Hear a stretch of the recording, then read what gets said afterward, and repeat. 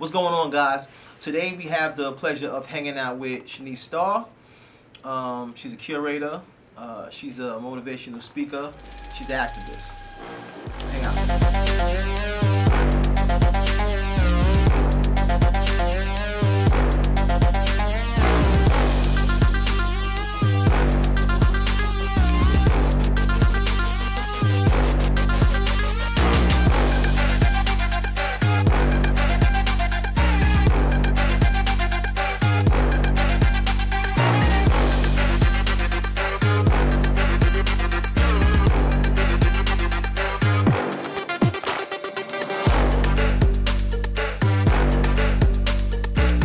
I am the being known as Sheneese Starr. So why do you use that moniker? The being known as, because we don't have a name.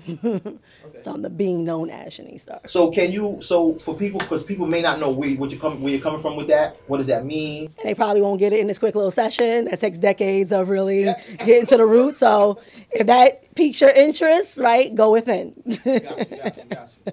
How would you classify what it is that you do? I assist people with reprogramming on a root level. And that comes with a lot of different moving parts. It comes with moving parts of awareness, acceptance, accountability. So in a summation, I assist people with reprogramming from a root level. Reprogramming what? Whatever they feel they need to be reprogrammed from. Thoughts, beliefs, movements, relationships, whatever. So how did you embark on that journey? By embarking on it within myself, right? Everything I put out there is something I've done myself first. Everything is an extension of self, so I embarked on it with myself. And then, of course, when you see yourself, you see others, so I realized how many other people weren't doing it, because I was able to identify myself in the different versions of myself and other people. So what was like the inspiration for the journey? Like what started it? 2003. Movie was Coach Carter. I remember going to see Coach Carter by myself. Yet that's just what I remember. I'm sure that's not what started it. I don't know what really started it. A lot of moving parts. But things that I can remember is Coach Carter. And then I was blessed with a dope brother in my experience who asked me massive questions about my existence and why I thought the way that I actually thought. So I was blessed with some type of association. So it wasn't just one day me waking up saying, hey, and it could have been, right? We were 95% off, so my memory is not going to be 100% as I sit here right now because we don't remember in totality. So you experienced this brother, he asked you, a plethora of questions. And Consistently, by the way. So define consistent and inconsistent. On a regular basis, right? On a regular basis. And that's a big component of all the things that I do, that it has to be something consistent because that's how we retain information and reprogram. So on a regular basis would be the basic understanding of consistency. So you do a lot of things. We don't have time to go through everything, right? Right. 360 living, that's what I coined it.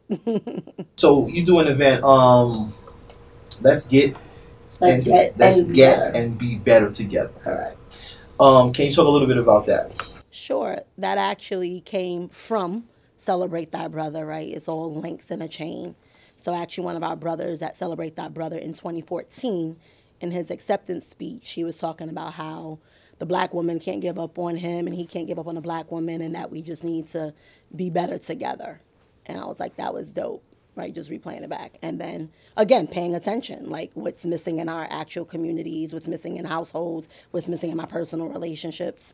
And I was like, oh, we need to definitely bring something that's not here currently in our communities and connecting the dots with why that's essential and necessary for community and nation building. And so we started that. That was in 2014, so we launched in 2015, and we've been consistent ever since. And it's there because, again, connecting the dots between our relationships and how we come to be, like our relationships are directly connected to the results we have in our lives. So it's a safe space, open space, no judgments, right? It gets heated sometimes. And again, everything that we do is about muscle building, demonstration. So when people come out, it's like safe space, no judgments, hoping that people would take that back into their personal lives, like no judgments and communication. And we talk about, it's all about relationships, but we never know what's really going to basically come up. And this was around 2015. Yeah, the idea was 2014, but we didn't execute to 2015. So, perceptions. My baby. When did this journey start? Again, I don't have it marked on the calendar, right? We do not mark the spot, right? I don't have that marked on the calendar. My sister girl manager, right, Latoya Parker, for eons was saying, you need to write a book, you need to write a book, you need to write a book. You got to have something with you when you do events, so forth and so on. And I'm like, I don't feel like I understand the power of pen and paper and how you could, you know, assert yourself into people's lives. I'm like, I'm not ready to write a book until I feel like I have something that I want to be said. Yet, over years, I was jotting down my thoughts, my conversations, my monologues with myself. And over a 10-year time span, that's what Perceptions is 10 years of my thoughts and my journeys over that decade in a book. And the evolution of perception, right? Yeah, because again, as I start with every Perceptions dialogue, there are things in there that I don't even believe anymore, right? So I think it's a great book of demonstration, like people change and be fluid with that, you know? So Perceptions is very, very deep. It's not just a book. Right. I have it. It allowed me to see things from a viewpoint other than my own, which may prior to that didn't exist. Oh, okay, thanks. Right? You know, there's a understanding of some people look at life as a movie. They are the star. Everybody else is a supporting member or supporting cast member, right? And that is how I navigated for a long time, right? So then when you get to or when you choose to view things from somebody else's perspective, it kind of opens like alternate realities up. So not everything happens the way the story in my head plays out, right? Which is dope, right? And I appreciate you for that, right? I appreciate you. And we had a shout out to Mama Bear, right? Yes, my Mama Bear. We had it was at let's get and be better together. I gotta remember that, right? It was at an event, and we had a nice little back and forth about about how to raise a man, right? And you know, because I had this story in my head, right? Mm-hmm. That, you know, it takes a man to make a man. Gotta do da, you know. And she was like, nah, I can do it. I'm a woman. And I'm, nah, you can't. What are you talking about? You can't do that. So she said, I can put the pieces in place. I don't have to be a man. I know what men look like. I can get one. And I was like, oh, that never crossed my mind. Right. And that goes all back to relationship building. Like, these are not, because I also offer master classes in the community, again, consistency. And these are not classes that were offered in school. These are not classes that were offered in most households, in religious sectors. And yet we expect people to understand the art of communication and relationship building. Something as simple as that, see things from other people's perspective. Like, that was not a class. And yet we interact with people that have a whole nother narrations going on. And if you don't understand that, it's going to constantly be this, because no one is understanding that. And it's going to constantly be bumping heads, you know, and no one even talks, very few people really talk about the stories in our heads, right? So even as a reprogrammer, right, I help people with the volume of the voices in their heads and the narratives they tell, period. Like, that's Sheneese Starr. But very few people even present enough to realize, like, yo, I'm telling a story right now. Like, who even said that was true? And that's what I share with many of my clients. Who said that? And whoever they are, who said that was the truth? And whoever said that, and you could take it as far as you want to take it to realize all this shit is a lie. So it's like, be aware of that and then live beautifully. You know, so I'm glad that book was able to help tap on the window for you, because most people never get the tap or they never hear the tap because they're so caught up. And it's like, my relationships aren't working. No one like, it's like, well, are you hearing yourself? Right? Hello? Be present. Take a breath. Take a knee. Do something. And so. Speaking of books, it was a book that you recommended I read. The Voice of Knowledge. Don Miguel Ruiz. Don Miguel Ruiz. Crazy. For those who don't know, Don Miguel Ruiz is a really, really good author. He has a series of books. I encourage you, check it out when you get an opportunity. I remember we were at I think it was a CTB roundtable, and I was looking for a new book to read, and then you was like, yo, you should check out this book. And I was like, yo, that sounds good. I'm going to write it down. And you said, you did that last time. And I was like, what are you talking about? I said, nah, I never heard this before. She said, nah, you did that last time. You put it in your phone, just like you're doing now. I said, nah. So then I opened my phone up, and it was there. And I said, wow, I need to pay attention, right? So, and I said, I'll immediately pick the book up. So I think I got it the next day. I think I was able to get the book the next day or the next week. I think I got it the next week, and I read through the book, and it felt like I wrote the book, right? And it was jarring, it was scary, right? So I called you immediately, nervous, like yo, son, I recall. yo, you know, and it was an eye-opening experience, man.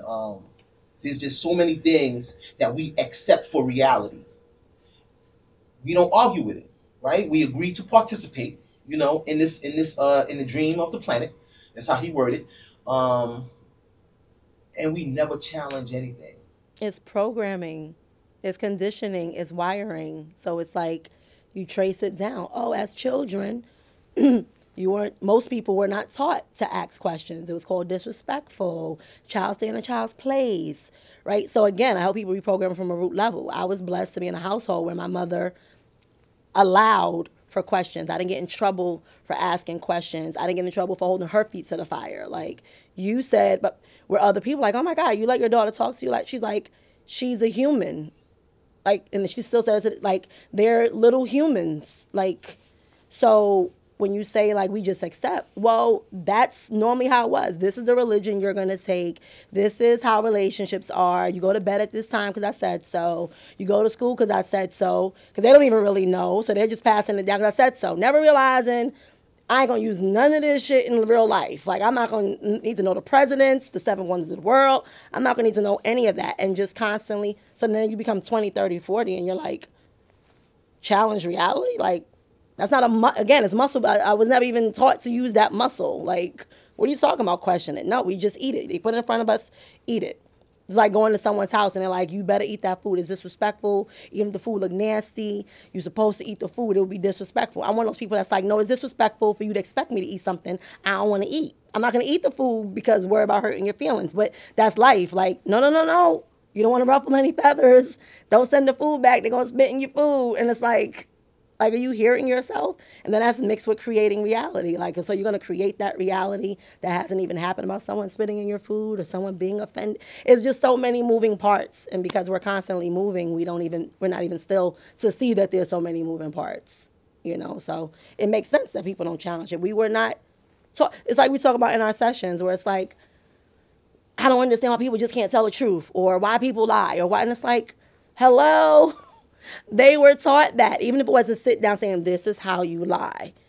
You were still taught that by, you better tell them that you're 11 years old so we could get on this. You would, no, we need to get them for free on the bus, lie and say, like, so you're teaching people, children, how to lie. Tell the truth, you won't get in trouble. Did you break it? Yes. And then you get your behind whooped. So subconsciously, I'm being taught, oh, telling the truth don't get me nowhere. Oh, no. And you're a liar because you said I wouldn't get in trouble.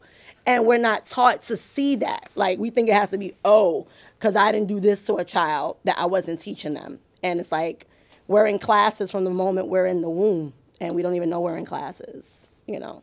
Right? So you have to accept things how they come. Right? So, or not. Right? Who said that? It's all choices. Yeah. Just be conscious of your choice and accept whatever those consequences may be. What is next for Sheneese Starr?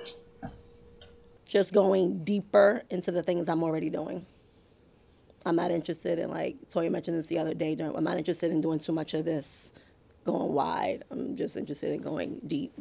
So it's making sure Celebrate Thy Brother is cleaner, doper, in more spaces. Make sure Let's Get Better Together is cleaner, doper, in more spaces. Like, it's just going deeper with the things that I already am doing because I'm enjoying what I'm doing. So that's what's next. Levels and layers. So, how did you come up with the idea for Celebrate Thy Brother? It was in 2005. We had just finished our event for women called Speak Truth, Live Truth, Be Truth. And I was like, I want to do an event celebrating brothers. That's about the extent of it. Like, I didn't see anything. I didn't hear anything. I wasn't in a horrible situation. Again, and this is how I know the difference between thinking a thought and receiving a thought, like from divine. Like, it wasn't something that was triggered from something else. But yeah, 15 years ago. So, for those who don't know, CTB, can you explain to the listeners or viewers what is Celebrate Thy Brother? Celebrate Thy Brother pretty much is it's a culture. I was about to say it's a yearly devotion because that's how it started. It started out just yearly, where black women celebrate and uplift black men in communities to let them know they're loved, they're appreciated, understanding that the black man is a community that rarely gets that attention. And then it's evolved into a culture where we do things throughout the year, still with the premise of celebrating black men, understanding, again, it needs to be a muscle that's basically built. So Celebrate Thy Brother is a culture to help us get back to loving one another, appreciating one another, and it being normal and it not having to be Father's Day or a birthday or, oh my God, he just survived chemotherapy. Like, that it's an everyday way of being, because that's what it's going to take for us to really have healthy households and communities. So it's a celebration of the black man, specifically from black women. Let's be clear, specifically from black women, specifically from black women they see every single day, you know, not caring if you get it from some actress or movie star on television that has no idea who you are, but yet the person that takes care of your child, the person you lay with, getting it there. Again, root work. Yeah. So it's a celebration of black men by black women. Simple statement. I think the first time we met, we were both panelists at I want to say Educate Us. That wasn't it. It was in Brooklyn. In Brooklyn, it was at the college. Yeah, Mega Evans. It was at Mega Evans. Q was putting it together. Shout out to Q. That wasn't it. Was it? Again, the memory. Yep. So we'll go with that, right? It's been quite some time. It was at an event that someone else did. Yeah, it was at an event. And I didn't know who you were. And then we were at a second event in Flatbush. I forget it's on a corner. I forget the address. But I listened to you. And there was a difference between I think it was Q. And you guys had a difference of opinion on something. I think it was about how to uplift us as a beings, culture, race, however you want to word it. And it was one aspect was we gotta come together. And I believe the way you worded it was like, no, it starts with the individual, it starts with the family, it starts with the household. I think that was the word you used. And I always thought it was the same, right? And and I was like, well, is there a difference? And then I watch and I listen and I learn, and there is a difference, right? So when you break it down to the smallest component, it is the self, right? And then immediately after the self is who is in your immediate environment, which is your family, and then you go up to your neighbors, and then you go up to the community, right? So no, when you boil it, everything starts with the individual, right? So I've been intentionally taking time to figure out who self is, what is in self's best interest, and trying to figure out why self does things, behaves the way he does. A lot of things are based on artificial stimuli, programming, things that I've seen and watched and were told, and and I'm just like little kid. I watch little kids, 2 years old. I call it parakeet stage, Everything you say, they say exactly how they say it. So they mirror everything because they don't know how to be. So they look up to us, like literally, they look up to us and they mirror everything we do, right? So in order for me to encourage other people or to tell other people to do certain things, I got to be able to do it first. I have to be the change I want to see in the world. And that's your narrative. That's not necessarily true. That's why I fuck with you. Because there's plenty of teachers out here who are great teachers that aren't doing anything they're talking about. Yeah. Right? So it's even that. It's like, that's not necessary. I agree with you, though, but I don't think it's black and white. I do believe it has a higher level of respect and influence when you're living it, that you're seen differently. But I don't know, there's plenty. Our world is filled of teachers that don't do what they're talking about. Parents that don't do as I say, not as I do. Like, so it's like, no, actually you can be very successful in dictatorship, not in demonstration. There's plenty of demonstrations of that around, you know. And I think we also should be mindful of what we consider successful, right? Like to some people, success is a financial thing. It's I got this amount of money in the bank, I got a house, I got a car, I'm lit, I'm successful. To some people, it's more of a spiritual journey.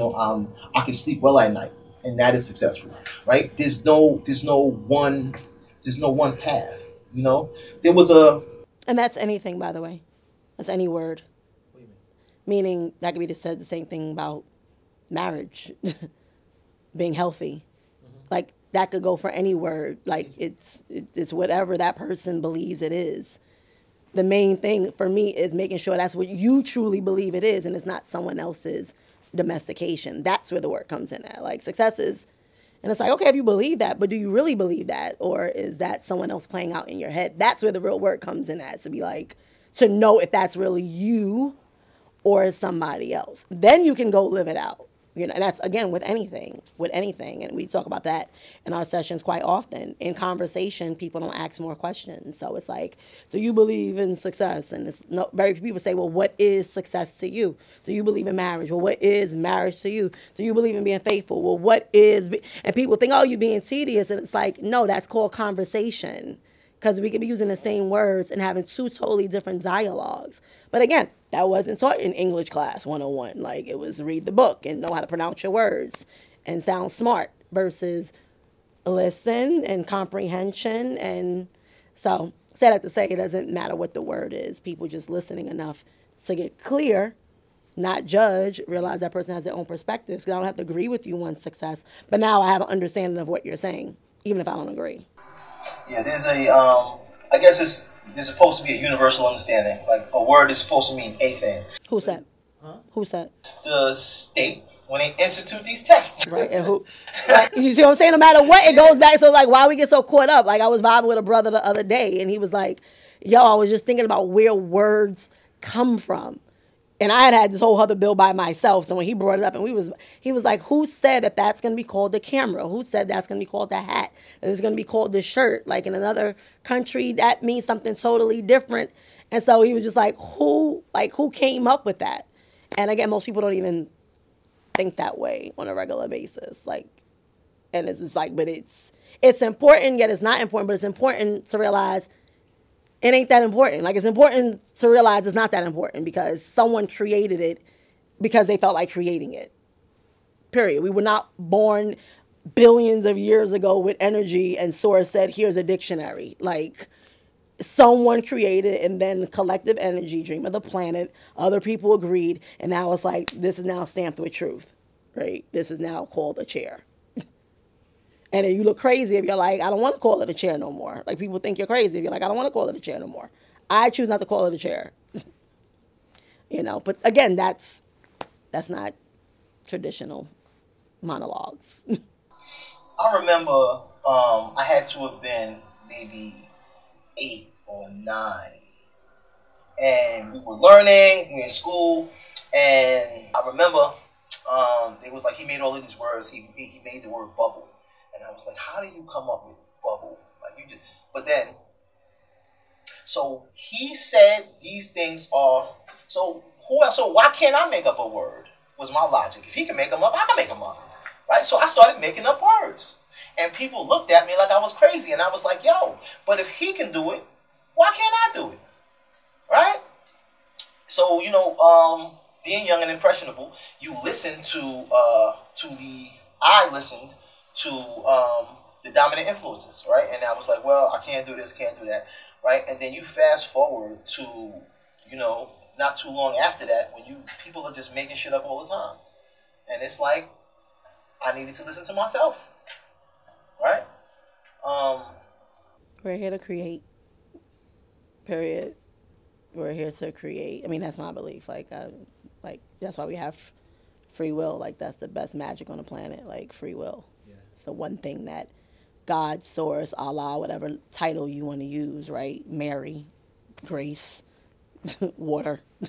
That source never takes away from us, no matter how disrespectful or cruel we are with our free will. Like, you still wake up with it again the very next day. You just killed somebody and you still have it 5 minutes later. You just raped that little girl and you still have it. And God didn't strike you down. Wow, I think that's something to pay attention to, that we're here to create. And so that's just how I navigate through life now, again, paying attention. Like, source don't step in when people do crazy stuff for free will, so who the heck am I to, like, tell people what they should be doing or shouldn't be doing, right? Like, we was at the round table and he's like, 60 days. I'm like, no, that's up to him. But I have rooted principles that guide me, where it's like, so to really be godlike is to mind your business. Like, God don't be like, you shouldn't have raped that little girl. You shouldn't have basically stole that. You know, and so people don't take it that deep with it. And so who the heck am I to step in and say what you should or should not do if we wake up with our free will? Excuse me, at the next moment we still have our free will, no matter what we done did with it. And so, root stuff. Not the usual conversation. It depends on your circle. My circle has changed a lot, right? And it has allowed me to create, right? So I am very, very, very grateful for that, right? I said a lot. But you get it. You get it. Yeah, so thank you for hanging out with me today. Thank you for inviting me. This is dope. Yeah, I love these type of builds. I'm not into the other stuff. I'm not into the 3-dimension conversations about the president and all that other corona and all that other shit. I'm not interested in that stuff.